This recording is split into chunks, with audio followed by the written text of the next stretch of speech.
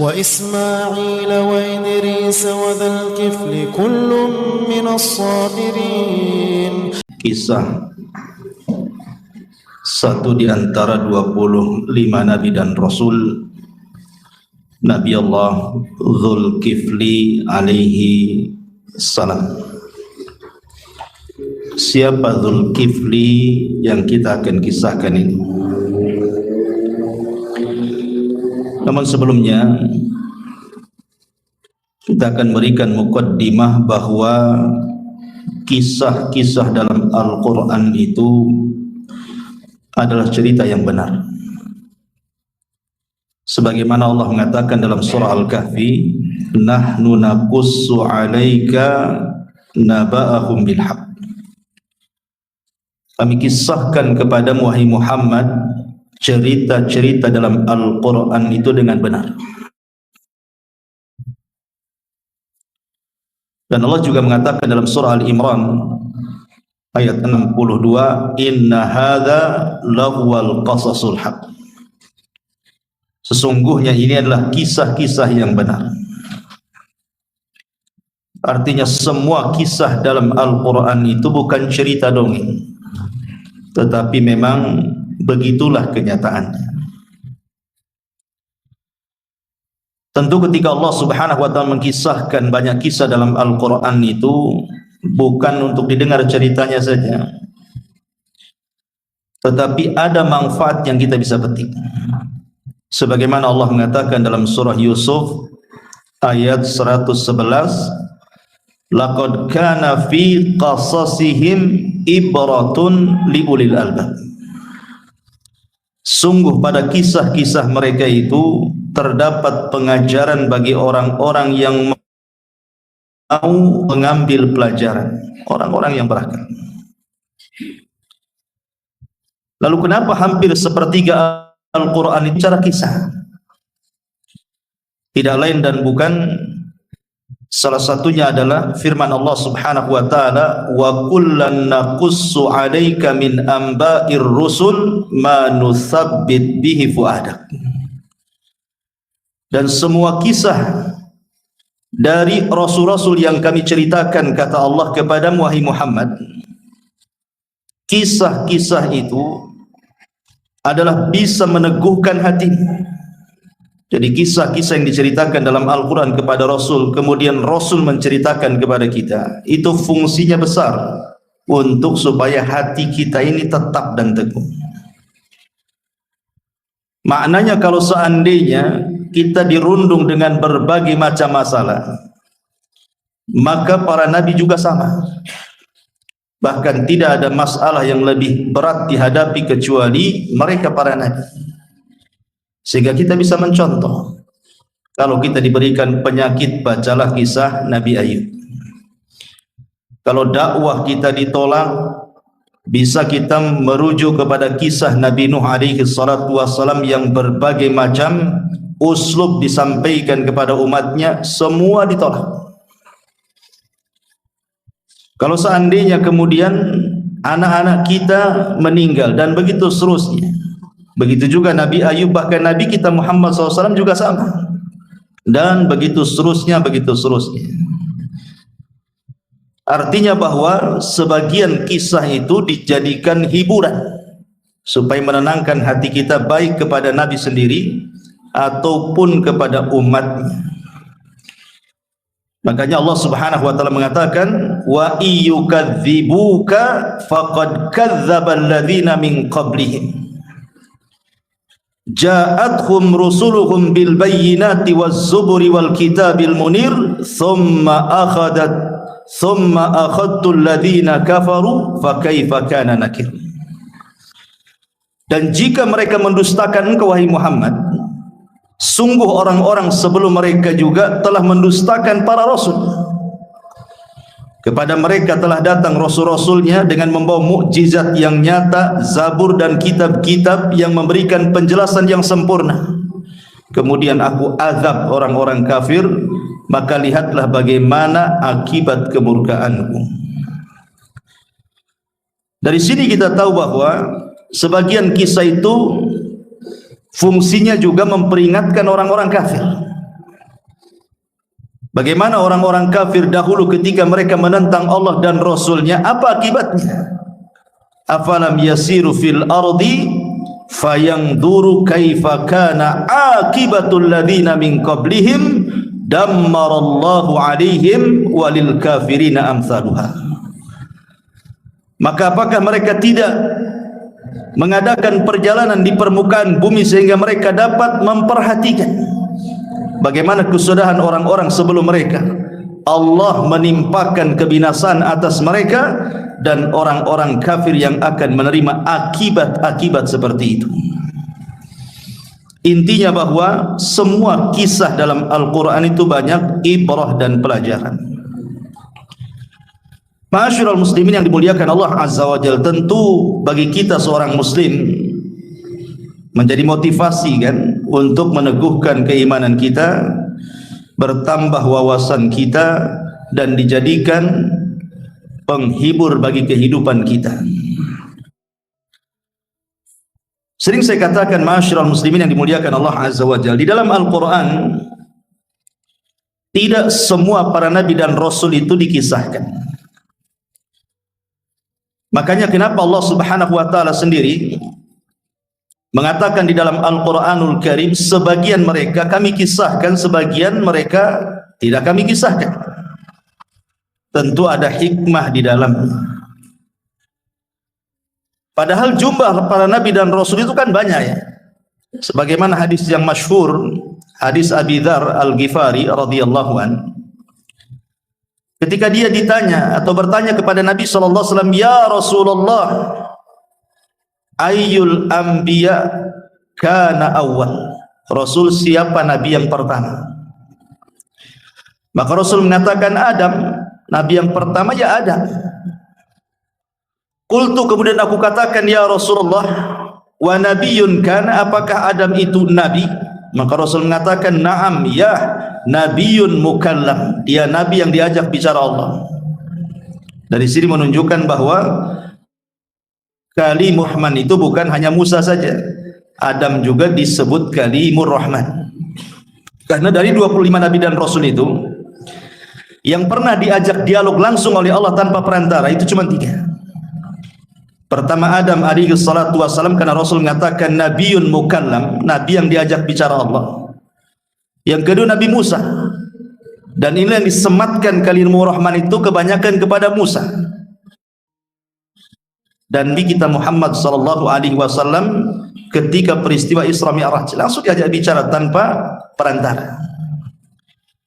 Kemudian Abi Dzar bertanya lagi, ya Rasulullah, kam al-mursalun, berapa sih nabi-nabi dan rasul yang diutus itu?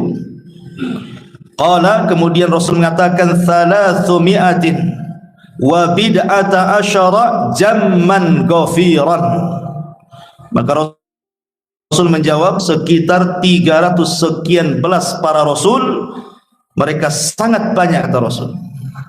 Dalam riwayat yang lain disebutkan ketika Rasul ditanya kam adadul anbiya, berapa banyak para nabi itu, maka Rasul mengatakan mi'atu alfin wa ishruna alfan, 120.000 nabi. Kemudian Nabi Dzar bertanya, lalu jumlah para rasul berapa? 300 wa 13 jamman ghafiran. Adapun jumlah para rasul 313 rasul. Dalam riwayat yang lain dari hadis Umamah, Nabi SAW menyebutkan jumlah para nabi itu 124.000. Dalam hadis Abi Dzar 120.000. Dalam hadis Abi Umamah 124.000.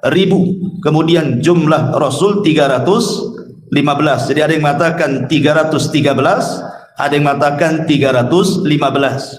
Jumlah Nabi ada yang mengatakan 120.000, ada yang mengatakan 124.000 Nabi. Walaupun Syekhul Islam Ibn Taimiyah rahimahullahu ta'ala mengatakan, wa hadha alladhi dzakarahu Ahmad wa dzakarahu Muhammad ibn Nasr wa ghairuhuma yubayyin annahum lam ya'lamu adadal kutubi war rusuli wa anna haditha Abi Dzarrin fi dzalika lam yathbut indahum. Kata Ibnu Taimiyah memberikan catatan, ini pendapat yang disebutkan Imam Ahmad, Muhammad ibn Nasr dan ulama-ulama yang lainnya. Mereka menjelaskan bahwa tidak diketahui berapa jumlah kitab-kitab yang turun dan berapa jumlah rasul-rasul yang diutus. Adapun hadis Abi Dzar, kata Ibnu Taimiyah, dalam hal ini tidak sahih menurut mereka. Dan Lajnah Daimah pernah ditanya tentang jumlah nabi dan rasul, mereka mengatakan la ya'lam adaduhum illallah, tidak ada yang tahu jumlah mereka kecuali Allah Subhanahu wa taala. Tetapi kalau seandainya hadis Abi Dzar itu sahih dan hadis Abi Umamah, maka kita sudah mengetahui berapa jumlah para nabi dan rasul tersebut, antara 120 sampai 124 ribu, dan jumlah rasul antara 313 atau 315 rasul. Taib. Tetapi ikhwatu fiddin, dari sekian banyaknya para nabi itu, baik yang mensahihkan ataupun yang melemahkan hadis ini, sepakat bahwa jumlah mereka banyak. Semua para nabi dan rasul itu diutus untuk mendakwahkan tauhid. Ini intinya. Dan itu disebutkan dalam Al-Quran surah An-Nahl 36, walaqad ba'atsna fi kulli ummatir rasulan an i'budullaha wajtanibu taghut. Tidak ada satupun seorang nabi dan rasul yang kami utus pada tiap-tiap umat ini kecuali mereka menyerukan kepada umatnya, u'budullah, sembahlah Allah, tauhidkan Allah, dan jauhi sesembahan selain daripada Allah. Dan Allah kuatkan dalam surah Al-Anbiya 25, wa ma arsalna min qablika mir rasulin illa nuhi ilaihi annahu la ilaha illa ana fa'budun. Dan kami tidak mengutus seorang rasul pun sebelum kamu, melainkan kami wahyukan kepadanya bahwa tidak ada sesembahan yang berhak disembah kecuali aku, kata Allah, maka sembahlah aku oleh kalian. Itu inti semua nabi dan rasul diutus oleh Allah mendakwahkan dakwah tauhid. Pertanyaan pun muncul, dari 25 nabi dan rasul yang Allah ceritakan dalam Al-Quran itu, ikhwan, itu tidak semua diceritakan juga. Jangan cerita yang 120 ribu ya. Yang 25 nabi dan rasul, di mana 18 namanya tercantum dalam surah Al-An'am dan sisanya tercantum dalam beberapa surat dalam Al-Quran sehingga genap menjadi 25 nabi dan rasul, itu tidak semua diceritakan. Ada yang diceritakan secara lengkap seperti Nabi Musa lengkap gitu ya, Nabi Yusuf lengkap, Nabi Ibrahim lengkap. Tapi ada juga yang hanya diceritakan secara global-global saja. Yang lebih anehnya, juga ada nabi yang tidak ada kisahnya. Seperti siapa? Ini kisah nabi yang kita akan ceritakan, Dzulkifli. Quran tidak menyebutkan kisahnya, hanya isyaratnya saja di 2 ayat dalam Al-Quran. Kemudian Ilyasa, kemudian Ilyas, tidak ada kisahnya. Ada juga yang global seperti Nabi Soleh, global-global saja, Nabi Syuaib global gitu ya, tidak dijelaskan dari masa dakwah kecil sampai wafat, tidak ada. Apa hikmahnya? Kenapa tidak semua diceritakan oleh Al-Quran? Tentu ketika Allah Subhanahu wa ta'ala hanya menceritakan beberapa nabi dan tidak menceritakan nabi-nabi yang lainnya, atau hanya menceritakan rasul-rasulnya dan sebagian tidak diceritakan secara detail, ada yang global, ada yang sama sekali tidak ada kisahnya. Sebenarnya pelajarannya adalah karena Al-Quran hanya menitik beratkan kepada beberapa soalan. Yang pertama, Al-Quran hanya ingin menjelaskan bagaimana seruan para nabi dan rasul sejak zaman Adam sampai rasul kita, bahwa seruan mereka sama, tauhid, bagaimana mengajak manusia untuk menyembah Allah Subhanahu wa ta'ala.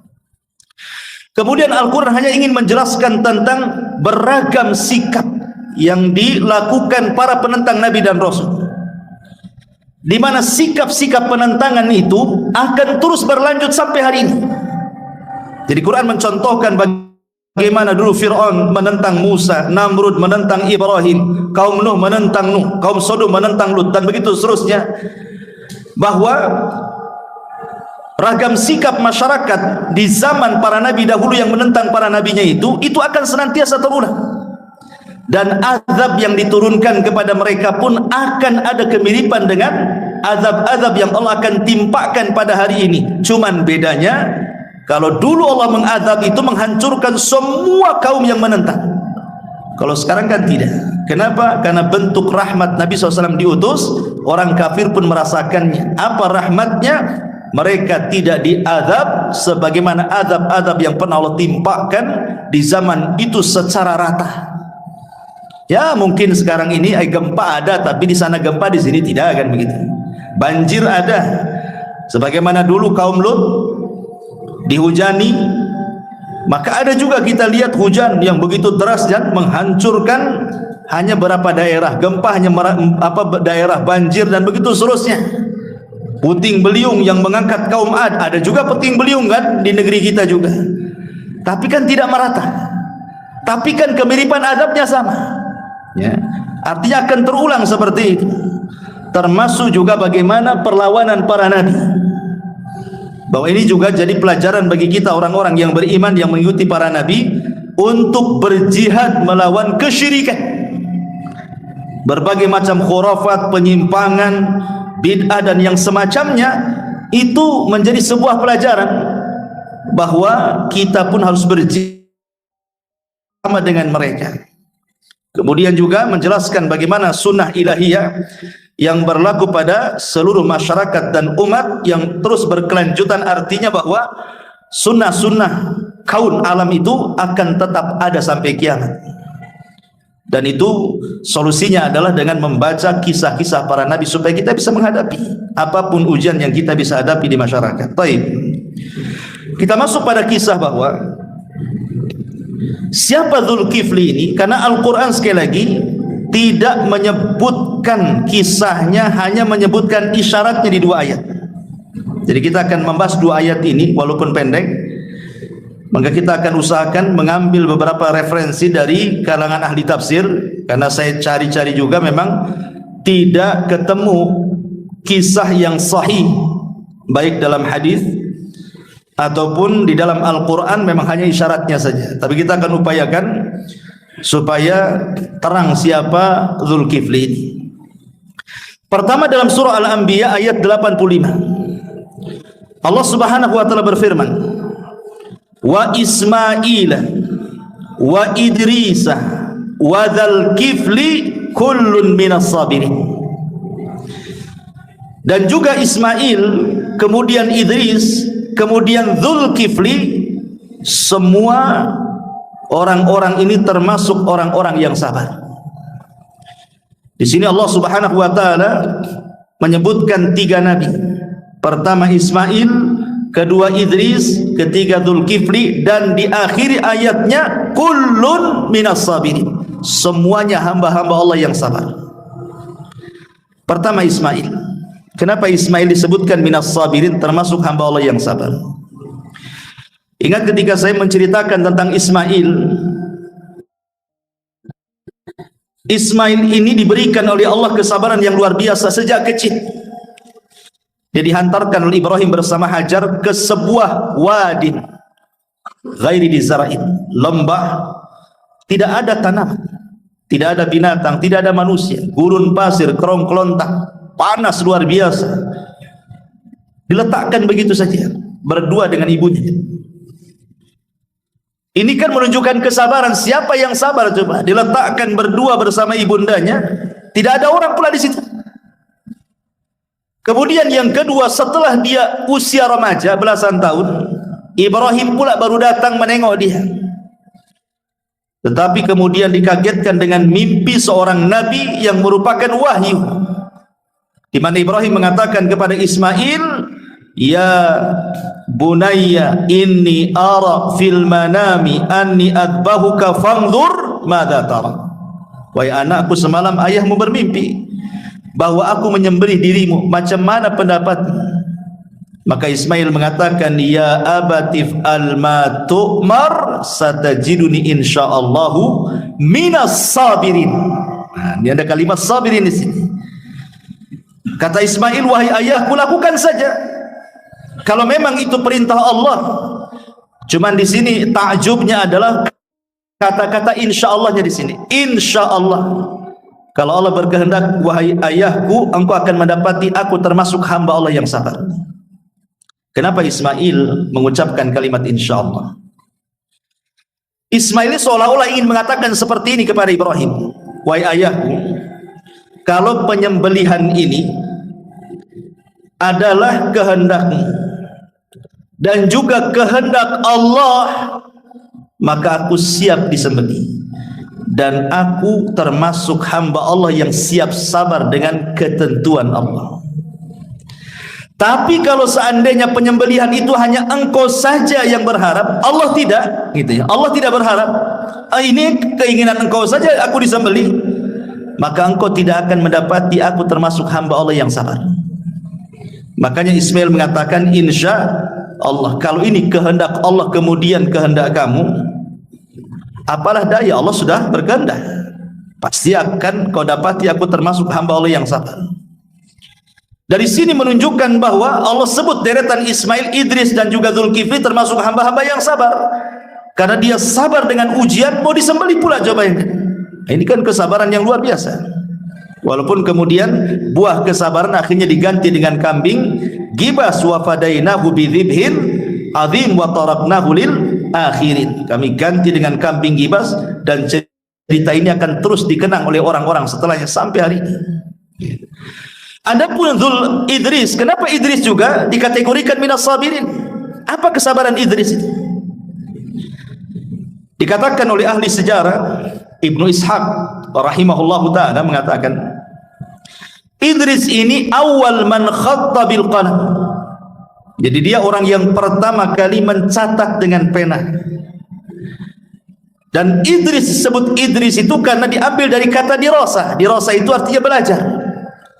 Jadi Idris itu memang setiap hari membaca, menulis dan belajar. Dan dalam dunia ilmu, menuntut ilmu itu perlu dengan kesabaran. Kalau orang tidak sabar tidak akan dapat ilmu. Makanya Yahya ibn Abi Katsir mengatakan, sebagaimana menukilkan Imam Nawawi dalam kitabnya Syarah Sahih Muslim, apa kata Yahya ibn Abi Katsir? La yustata'ul ilmu bi rahatil jism. Ilmu itu tidak mungkin didapat kalau kita istirahat badan. Mungkin nggak antum tidur-tidur di rumah, nggak ngapa-ngapain kemudian cerdas? Nggak, mustahil itu. Cerdas Ustaz, kenapa? Saya dapat ilmu laduni, kata. Laduni dari mana? Nah, coba saja. Nggak ada ilmu laduni. Ilmu pandai sendiri itu nggak ada. Kalau pandai tidur ya.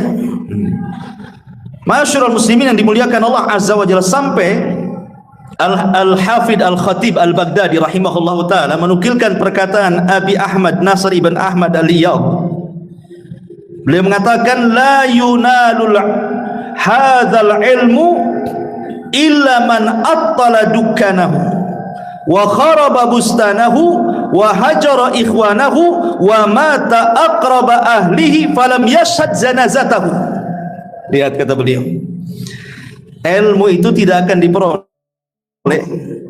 kecuali orang yang meninggalkan dunia perdagangannya, dia tinggalkan tokonya. Yang kedua, hancur kebunnya karena tidak dirawat, karena dia sibuk belajar. Kemudian yang ketiga, ditinggalkan kawan-kawannya karena dia fokus belajar. Kalaupun dia mati, terkadang keluarga terdekatnya tidak bisa menyaksikan jenazahnya. Boleh jadi dia meninggal di tempat lain, di tempat ketika dia rihlah thalabul ilmi, keluarganya nggak tahu. Sampai seperti itu ulama mengatakan bahwa ilmu itu tidak bisa diraih kecuali dengan beberapa perkara ini. Makanya kita lihat rihlahnya para thalabul ilmi itu, para ulama dulu, mereka tidak meninggal di tempat kelahirannya, terkadang meninggal di tempat belajarnya. Begitulah ilmu diraih.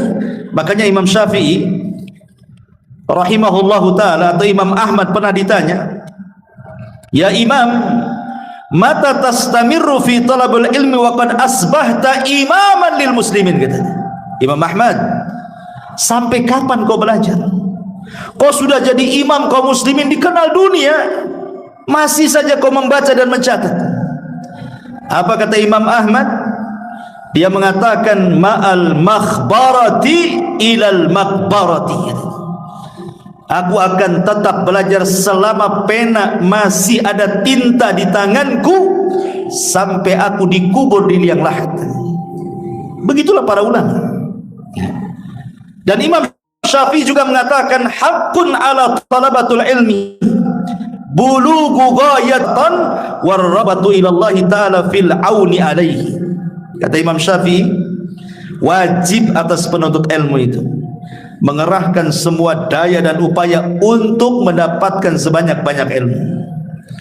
Kemudian sabar dengan rintangan-rintangan ketika menuntut ilmu, karena menuntut ilmu itu nanti rintangan, setan tidak suka masalahnya. Kemudian dia betul-betul ada kecintaan dalam menuntut ilmu kepada Allah agar Allah menolong perjalanan talabul ilmi. Dari sini Imam Syafi'i mengatakan sebuah syair yang masyhur dibaca para talabatul ilmi. Apa syairnya Imam Syafi'i? Akhi, kata Imam Syafi'i, lan tanalal ilma illa bisittatin sa'umbika an tafsiliha bibayanin dzaka'un wa hirsun wa ijtihadun wa bulghatun wa suhbatu ustadin wa tulu zamanin. Lihat syairnya Imam Syafi'i. Saudaraku, kata Imam Syafi'i, kalian tidak mungkin mendapatkan ilmu kecuali dengan 6 perkara. Kemudian Imam Syafi'i mengatakan, saya akan jelaskan secara rinci 6 perkara itu. Dzaka'un, siapkan kecerdasan. Wa hirsun, siapkan semangat. Wajtihadun, siapkan kesungguhan. Wa bulghatun, siapkan biaya. Wa suhbatu ustadin, harus ada ustad yang menemaninya. Belajar sama syekh siapa? Wa tulu zamanin, dan panjangnya waktu, tidak bisa diringkas dari ilmu itu. Sehari 2 hari ingin pandai, tidak bisa lah. Harus tahunan ya, baru orang dapat ilmu. Dan ini tidak mungkin diraih dengan kesabaran, kecuali dengan sabar baru bisa diraih ilmu-ilmu ini. Makanya di sini kembali kepada ayat, Idris digolongkan sebagai nabi-nabi Allah yang sabar. Kemudian Zulkifli. Kenapa Zulkifli dimasukkan kepada hamba-hamba yang sabar? Nanti kita akan kisahkan. Kemudian ayat yang kedua dicantumkan dalam surah Sad ayat 48. Wadkur Ismaila wal Yasa'a wa Dzulkifli wa kullu minal akhyar.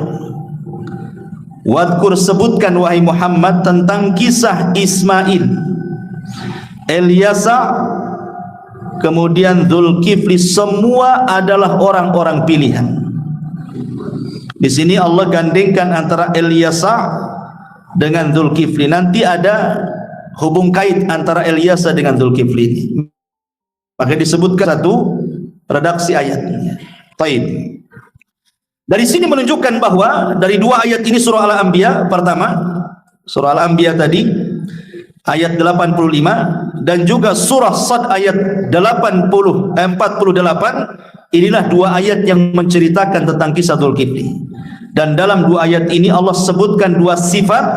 Pertama, minas sabirin, bahwa Dzulkifli termasuk hamba Allah yang sabar, dan itulah sifat para nabi. Yang kedua, minal mukhtarin, mereka nabi-nabi pilihan. Tentu ada keutamaannya kenapa mereka dipilih. Baik, kita masuk pada kisah Dzulkifli. Ma'asyiral muslimin yang dimuliakan Allah Azza wa Jalla, saya akan sebutkan 2 hadis saja dan 1 kisah. 2 hadis dan 1 kisah. Masalahnya 2 hadis ini semuanya lemah, tidak ada yang sahih. Adapun 1 kisah ini adalah pendapat Imam Mujahid ketika mentafsirkan ayat yang bicara tentang Dzulkifli. Tapi kita tahu siapa Imam Mujahid kan? Imam Mujahid seorang ulama ahli tafsir. Artinya para ahli tafsir setelah Imam Mujahid kalau menceritakan tentang Dzulkifli pasti mengacu kepada perkataan Imam Mujahid. Bagaimana kisahnya nanti? Kita akan sebutkan hadisnya dulu. Tetapi sebelum itu kita akan menjelaskan siapa Dzulkifli ini, nasabnya, kemudian kenapa disebut Dzulkifli, baru masuk kepada 2 hadis dan 1 kisah ini. Adapun Zulkifli sendiri memang menjadi bahan polemik para ulama. Sebenarnya siapa Zulkifli? Ada yang mengatakan Zulkifli adalah Ilyas ibn Yasin. Nabi Ilyas dengan Zulkifli itu satu nama sebenarnya. Nasabnya sampai kepada Nabi Harun. Ada yang mengatakan dia adalah Zakaria. Kenapa? Karena Nabi Zakaria itu mengkafir Maryam, makanya disebut Zulkifli. Ada yang mengatakan bahwa dia adalah Yusa ibn Nun. Tapi ada juga yang mengatakan, dan ini yang banyak dikuatkan, namanya Bishr ibn Ayyub. Namanya Bishr ibn Ayyub. Kenapa? Karena ada kemiripan sifat. Saya sudah jelaskan pada antum tentang kisah Nabi Ayub kan, bagaimana kesabaran Ayub yang luar biasa. Bayangkan dia ditimpa oleh Allah Subhanahu wa taala dengan berbagai macam musibah yang enggak kepikir orang bisa sabar. Hartanya habis, anaknya mati semua, dikasih penyakit berlasan tahun, dan dia tidak pernah mengeluh. Sehingga ketika Ayub Allah kembalikan nikmatnya, punya dinya hanya sekitar 12, akhirnya Allah ganti menjadi 26 anak kan, laki-laki dan perempuan. Lah salah satu anak Ayub itu namanya Bishr ibn Ayub, dan dialah yang melahirkan sifat-sifat kesabaran Ayub. Makanya Allah katakan kullun minas sabirin. Jadi Zulkifli ini termasuk hamba-hamba Allah yang sabar. Ini yang banyak dikuatkan bahwa namanya Bishr ibn Ayub, karena Zulkifli ini bukan diambil dari Zu dan Al-Kifli. Ya, artinya pemilik dalam bahasa Arab. Zu kalau dalam bahasa Arab ya, pemilik. Seperti Zulkarnain. Bukan nama Zulkarnain itu. Qarnain itu artinya dua tanduk. Zu itu pemilik dua tanduk gitu maksudnya. Baik. Jadi ini khilaf ulama, tapi ada juga yang mengatakan dia bukan nabi. Zulkifli itu bukan nabi, dia rajulun saleh. Dia orang saleh. Samalah dengan Zulkarnain, sama dengan Khidir diperselisihkan apakah dia nabi atau bukan, sama dengan Luqman dalam Al-Quran ada surah Luqman, itu bukan nabi. Ada juga yang mengatakan dia bukan nabi. Dan yang mengatakan bahwa Zulkifli bukan nabi ini adalah riwayat dari Imam Ibnu Jarir At-Tabari dan juga Ibnu Abi Najih dari Mujahid, annahu lam yakun nabi innama kana rajulan salihan. Dia bukan nabi, dia hanya rajulun salih, orang saleh saja. Wa kana takaffala li bani qaumihi an yakfiyahum amrahum wa yaqdiya bainahum bil adli fasumya Zulkifli. Dia itu orang saleh yang mengkafil seluruh kaumnya dengan memberikan kebutuhan dan hajat mereka, kemudian memberikan hukum keadilan kepada masyarakatnya. Sejak itulah disebut Zulkifli. Tetapi pendapat yang kuat wallahu alam, sebagaimana disebutkan oleh Imam Ar-Razi dalam tafsirnya, bahwa Zulkifli adalah seorang nabi. Kenapa? Satu, karena ketika Allah Subhanahu wa taala menyebutkan Zulkifli itu di dalam surat apa? Surat Al-Anbiya. Apa arti Al-Anbiya? Para nabi. Dia tidak dicantumkan dalam surah Al-Baqarah, An-Nisa, Al-Imran kan itu ya. Tapi dicantumkan dalam surah Al-Anbiya. Al-Anbiya itu artinya para nabi. Makanya Imam Ar-Razi mengatakan Zulkifli seorang nabi karena dicantumkan dalam teks surah Al-Anbiya, menceritakan tentang kisah para nabi. Ini satu. Yang kedua, kata Imam Ar-Razi rahimahullahu taala, Allah mensejajarkan menyebut satu nafas dengan dua nabi setelahnya, sebelumnya. Pertama Ismail, yang kedua Idris, yang dua-duanya sepakat Ismail dan Idris itu nabi. Kemudian disebut satu nafas setelah Allah menyebutkan Ismail, Idris, kemudian Zulkifli. Artinya Zulkifli juga nabi, sama dengan Idris, sama dengan Ismail. Ini juga kata Imam Ar-Razi yang mengatakan Zulkifli itu bukan orang soleh, tapi dia nabi. Kemudian yang ketiga, kata Imam Ar-Razi rahimahullahu ta'ala, karena arti Al-Kifli itu artinya Allah lipat gandakan. Sebagaimana Allah mengatakan dalam Al-Quran, ya ayyuhalladzina amanu ittaqullaha wa aminu bi rasulihi yu'tikum kiflaini min rahmatihi wa yaj'al lakum nuran tamshuna bihi wa yaghfir lakum wallahu ghafurur rahim. Wahai orang-orang yang beriman, bertakwalah kepada Allah dan berimanlah kepada Rasulnya, niscaya Allah memberikan rahmatnya kepadamu dua bagian. Jadi arti kifl itu artinya Allah lipat gandakan. Jadi kalau dia beramal, Allah lipat gandakan pahalanya. Dan tidak ada di zaman itu yang dilipat gandakan pahalanya kecuali para nabi. Karena ada orang soleh, ada para nabi. Sejak dulu suka ada kelompok-kelompok yang disebut orang-orang soleh dan para nabi. Dan yang dilipat gandakan pahalanya tentu seorang nabi, bukan orang soleh. Dari tiga alasan inilah maka Imam Ar-Razi mengatakan bahwa Dzulkifli nabi, dan yang sahih wallahu a'lam, yang betul adalah Dzulkifli itu satu di antara 25 nabi dan rasul. Adapun kenapa disebut Dzulkifli, Al-Imam At-Tabari rahimahullahu taala ya menjelaskan kenapa disebut Dzulkifli. Ada beberapa riwayat yang disebutkan. Pertama, beliau menyebutkan bahwa Dzulkifli ini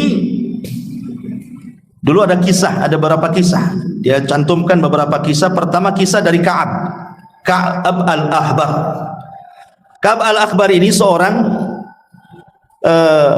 rahib Nasrani yang masuk Islam di zaman Umar bin Khattab, sehingga dia banyak menceritakan tentang kisah-kisah Israiliyat, karena dulunya mantan pendeta kan, lebih paham dia tentang kisah-kisah Israiliyat.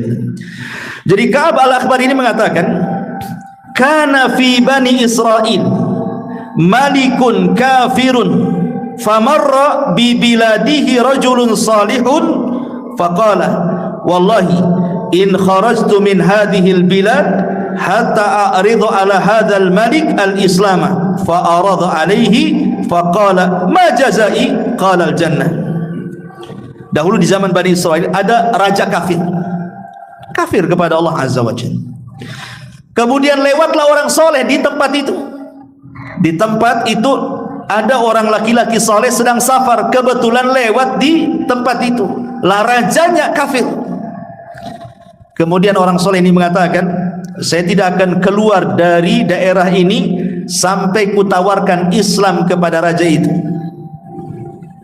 Akhirnya kemudian dia menawarkan keislamannya kepada raja itu. Kata raja ini, kalau aku masuk ke agamamu, kira-kira apa balasanmu? Maka orang soleh mengatakan al-jannah, sorga. Kemudian dia menyebutkan tentang sifat-sifat sorga. Allah takdirkan akhirnya raja ini masuk Islam. Raja ini dengan sebab dakwahnya orang saleh ini akhirnya masuk Islam. Kemudian raja ini mengatakan, man yatakaffalu li bidzalik. Kalau aku masuk surga, siapa yang bisa menjamin aku masuk surga? Kau mengatakan kalau aku masuk agamamu, kau katakan aku masuk surga, siapa yang menjaminnya? Maka orang saleh mengatakan, ana, saya akan menjamin. Man takaffal, siapa yang menjamin li aku? Kata orang ini mengatakan, ana, saya akan menjamin. Maka setelah dia punya keyakinan, maka raja ini baik keislamannya, kemudian taat kepada Allah Azza wa Jalla, akhirnya kemudian dia pun meninggal. Si raja ini meninggal ya. Ketika meninggal itu dia dikubur, kemudian tiba-tiba kuburannya belah, kemudian tangannya naik ke atas, tangannya keluar dari kuburannya. Kemudian tiba-tiba ada cahaya dari dalam kuburan itu. Kemudian ada suara yang mengatakan, innallaha qad ghafara li. Rupanya raja dalam kuburan itu mengatakan, Allah telah mengampuni dosa-dosaku, wa adkhalanil jannah, dan Allah masukkan aku ke dalam surga. Kemudian wa waffa an kafalati fulanin fa asra an-nas ila dzalika rajul. Ketika ada keajaiban dari sang raja itu bahwa dia bicara masuk surga, maka semua rakyatnya menghampiri orang soleh itu. Kemudian semua masuk Islam. Semua masuk Islam.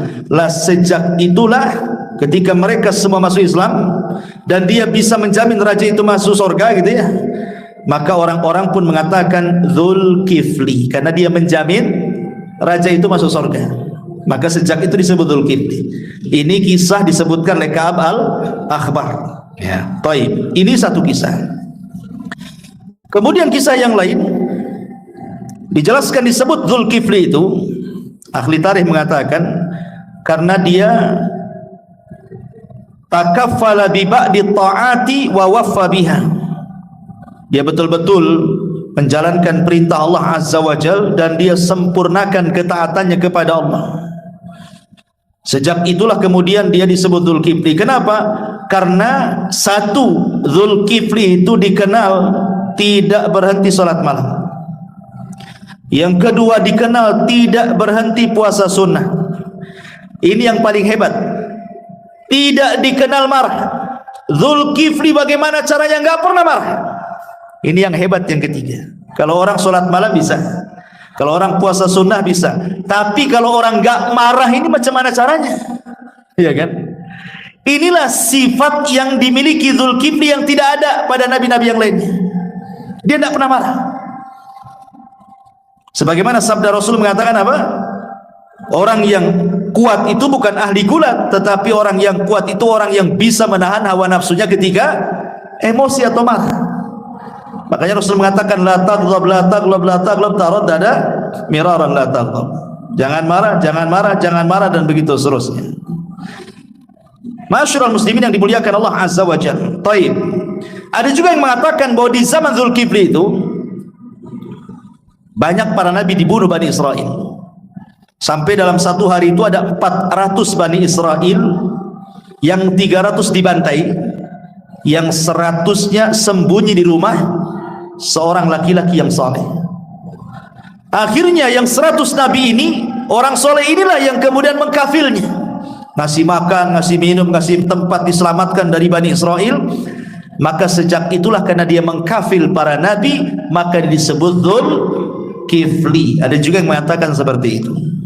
Karena orang Yahudi kan ma'ruf di zaman itu, fariqon kadzabu wa fariqon taqtulun. Sebagian mereka mendustakan para nabi, sebagian mereka membunuh para nabi kan.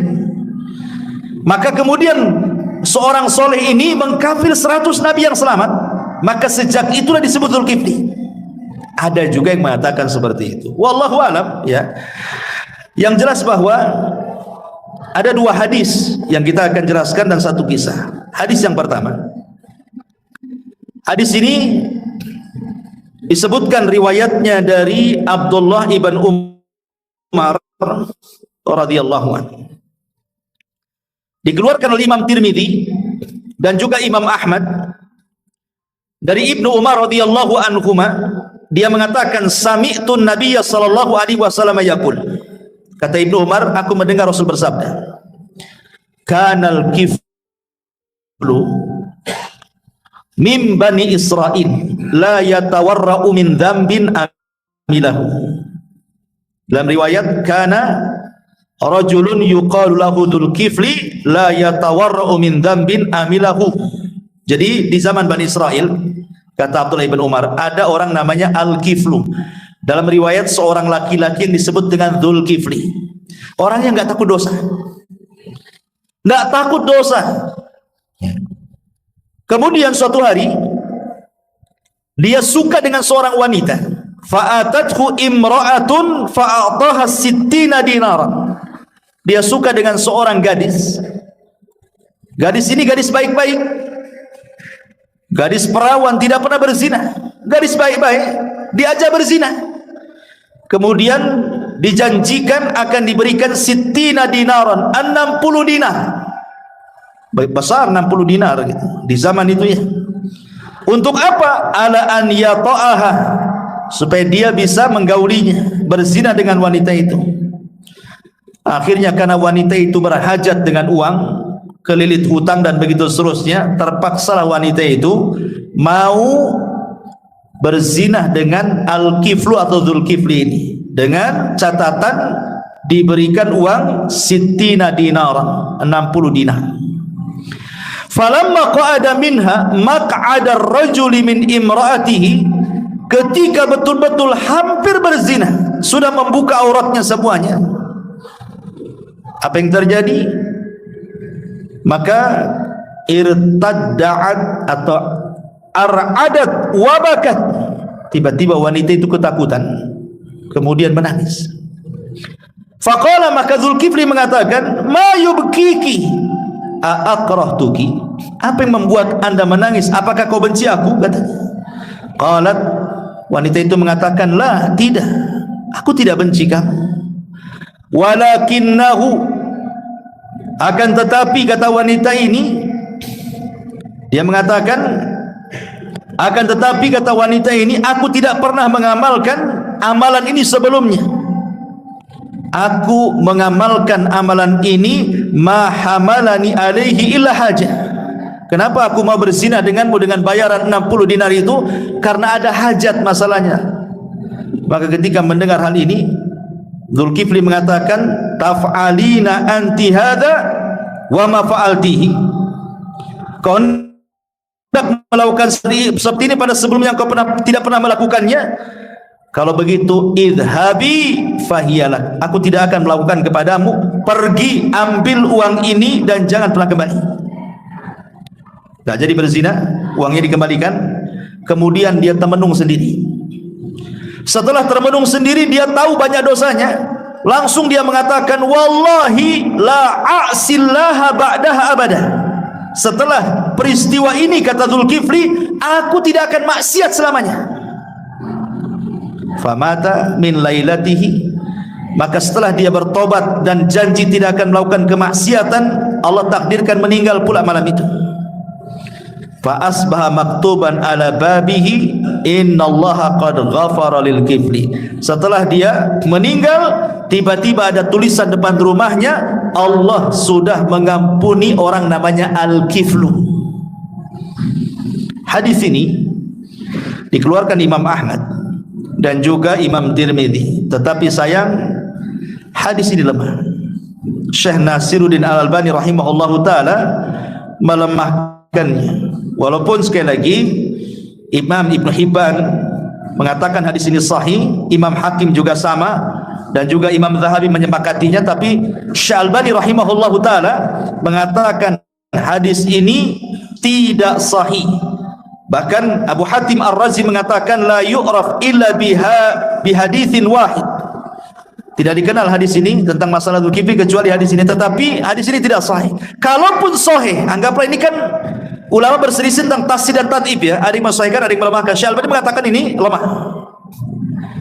Kalaupun sahih, lau faradna, anggaplah hadis ini sahih, maka mustahil yang dimaksud Dzulkifli dalam hadis ini adalah nabi yang kita sedang bicarakan. Tak mungkinlah seorang nabi tidak takut dosa. Ini gimana ceritanya? Boleh jadi di sini ada kemiripan nama saja, kata ulama. Ada namanya Dzulkifli tapi bukan nabi, mungkin Dzulkifli yang lain dari Dzulkifli yang ada di zaman Bani Israel. Enggak mungkinlah disematkan seorang nabi tidak takut dosa kan, sampai melakukan pezinahan seperti itu. Mustahil. Karena seorang nabi itu sudah Allah tarbiyah sejak kecil kan? Seperti Rasulullah SAW sudah ditarbiyah sejak kecil, akhlaknya bagaimana, afafnya, menjaga kehormatannya, sehingga tidak ada yang mencela akhlak seorang nabi. Rata-rata para penentang nabi itu yang dicela bukan akhlaknya tapi dakwahnya, sehingga mustahil ini disematkan kepada Dzulkifli. Itu pun kalau hadis ini sahih. Ini satu riwayat. Riwayat yang kedua disebutkan oleh Imam Ibnu Jarir dari Abi Musa dan Mujahid serta Qatadah, berkata Umar ibn Abdurrahman ibn Haris, qala Abu Musa berkata dari Nabi sallallahu alaihi wasallam, inna Dzulkifli lam yakun nabiyyan walakinnahu kana 'abdan salihan fatakaffala bi amali rajulin salihin inda mautihi wa kana yusalli lillahi kulla yawmin mi'ata salatin fa ahsanallahu ats-tsana 'alaihi. Sesungguhnya Dzulkifli bukan nabi, tapi dia seorang hamba yang saleh. Dia menggantikan posisi orang saleh saat kematiannya, di mana orang saleh yang meninggal ini setiap malam salat 100 kali.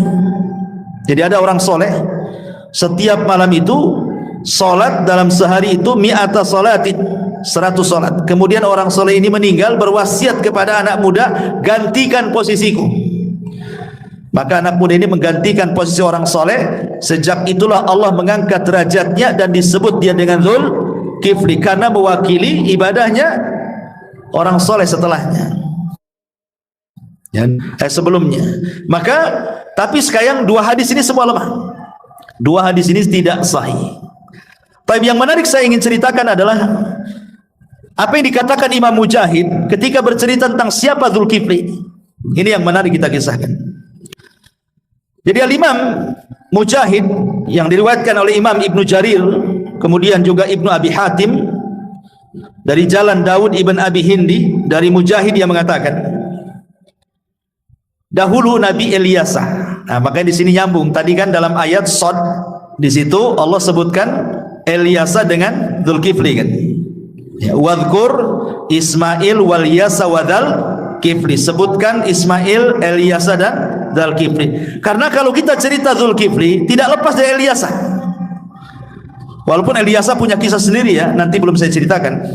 Tapi masalahnya dahulu kata Imam Mujahid, Nabi Ilyasa ini karena sudah tua, sudah renta dan sudah dihabarkan kematiannya, bahwa dia akan sebentar lagi akan meninggal. Begitulah para nabi, mereka diberitahu kematiannya. Sama dengan Nabi kita kan diberitahu kematiannya. Ketika Nabi SAW berada di kamar Aisyah, datang malaikat Jibril kan, kemudian mengatakan, ya Muhammad, Allah telah berikan dua pilihan. Mau tidak kau tetap hidup dengan berbagai macam kenikmatan dunia yang Allah akan berikan kepadamu, ataukah engkau lebih baik meninggal dunia dan berjumpa dengan kawan-kawan di Rafiqil A'la? Tapi Rasul memilih apa? Ila Rafiqil A'la. Artinya hanya para nabi yang diberitahu kematiannya, selain Nabi tidak.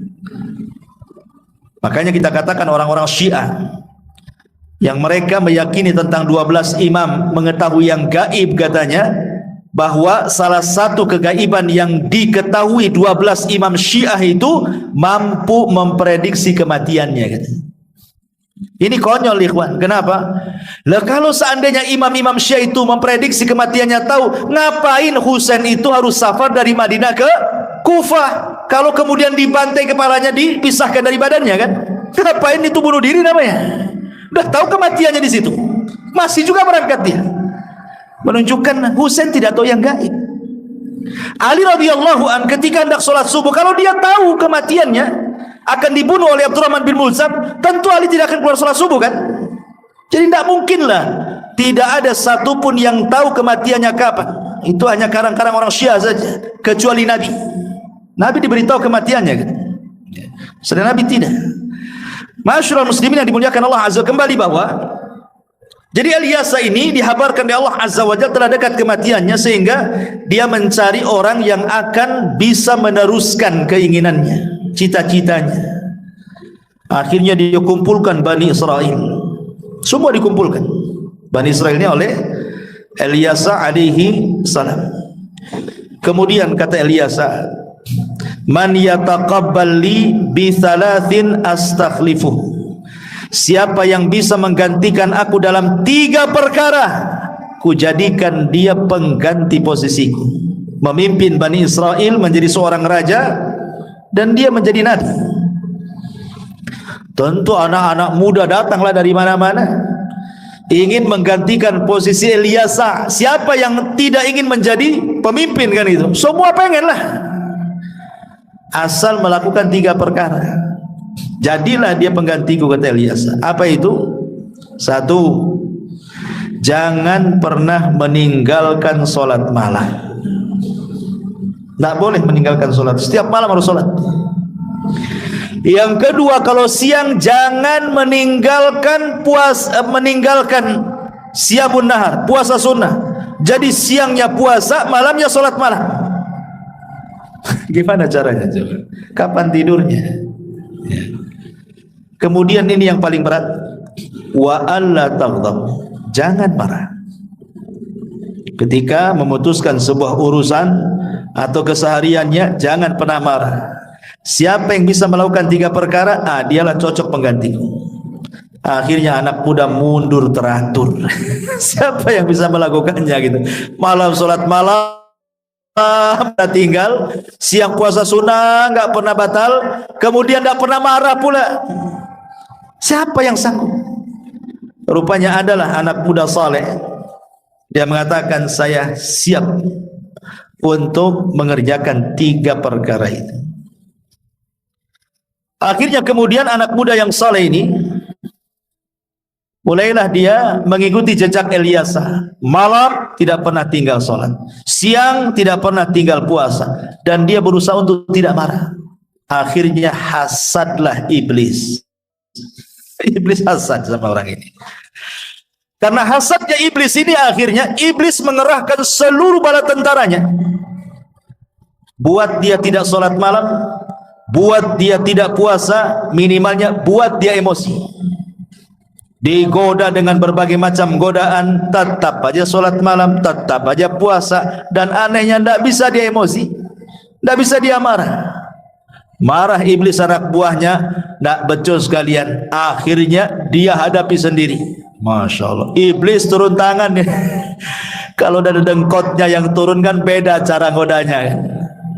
Kalau kerocok-kerocoknya biasa saja. Tentu kalau iblis yang turun, triknya kan beda tuh. Akhirnya apa?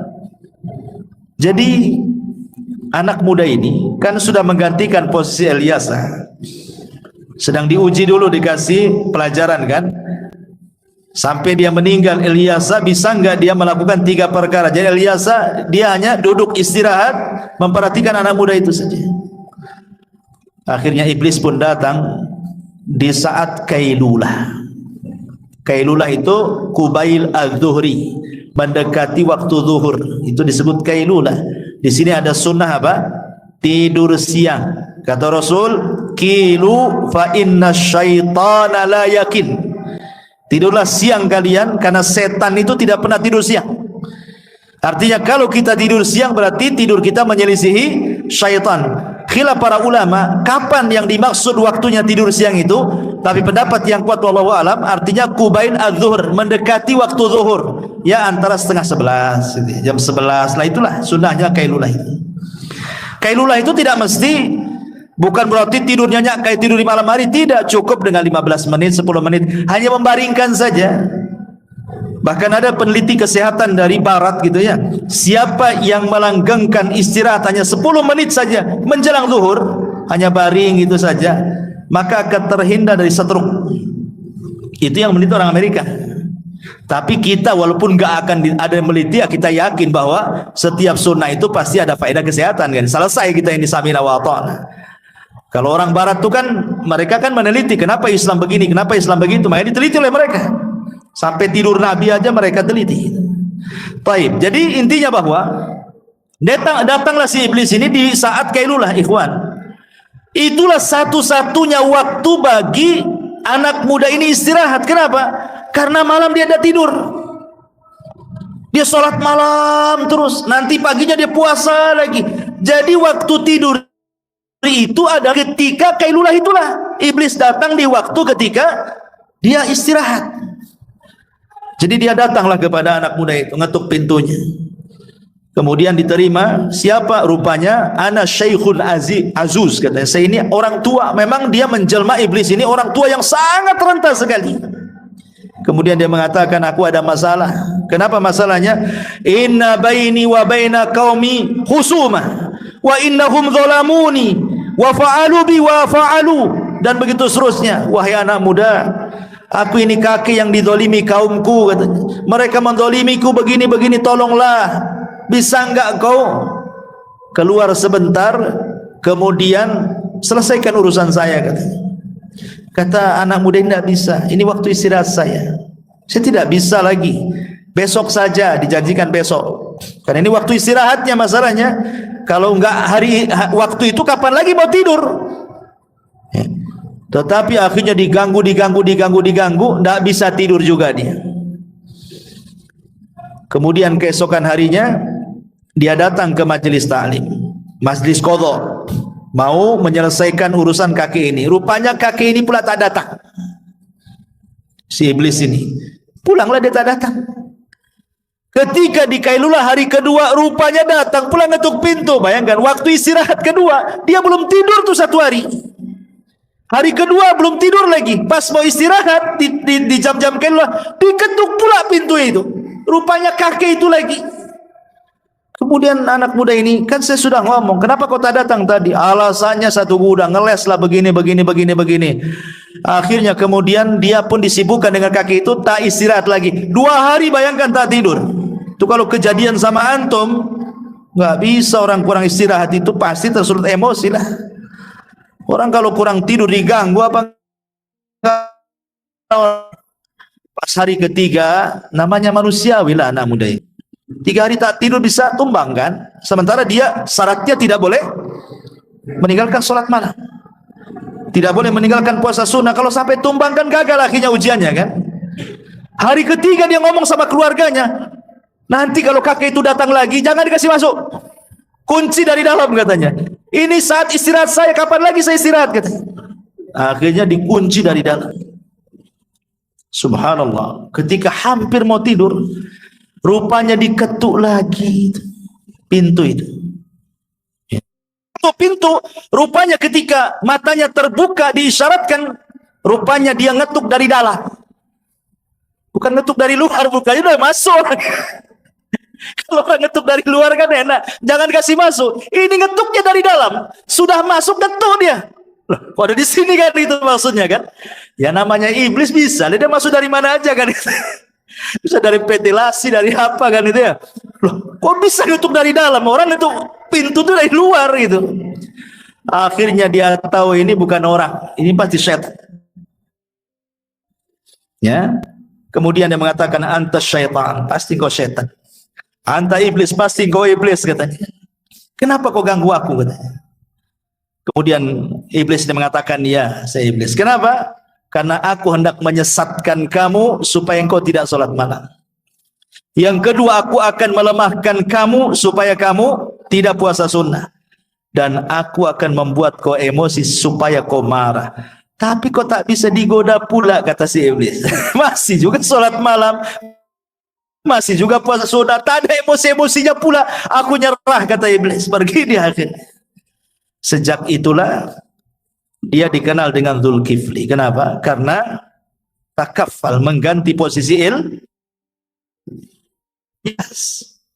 dia sanggup melaksanakan sholat malam, sunnah, dan hebatnya dia tidak marah. Sejak itu disebut Dzulkifli. Inilah kisah yang banyak disebutkan oleh ahli tafsir, salah satunya juga Imam Ibnu Katsir, At-Tabari, dan ahli tafsir yang lain. Kalau cerita Dzulkifli itu pasti mengambil kisahnya Imam Mujahid. Tapi sekali lagi tidak ada yang sahih. Ya, walaupun Imam Mujahid menyebutkan ini pun secara sanadnya juga tidak jelas. Intinya bahwa Al-Quran hanya mengisyaratkan 2 ayat itu saja tadi, dan kisahnya ini kan hanya sekedar pengetahuan. Kebanyakan kisah-kisah Dzulkifli ini diambil dari kisah-kisah Israiliyat. Bahkan orang-orang Yahudi dalam perjanjian lama Taurat, ya, mereka menganggap bahwa Dzulkifli itu bukan Bishr, tetapi namanya Hazkiel. Nabi Hazkiel yang ma'ruf kisahnya. Nanti ketika kita mengkisahkan tentang kisah Ilyasa, ya, ada Nabi Hazkiel. Hazkiel itulah maksudnya Dzulkifli, kata mereka orang-orang Yahudi mengatakan seperti itu. Wallahu alam, inilah diantara kisah singkat daripada Dzulkifli.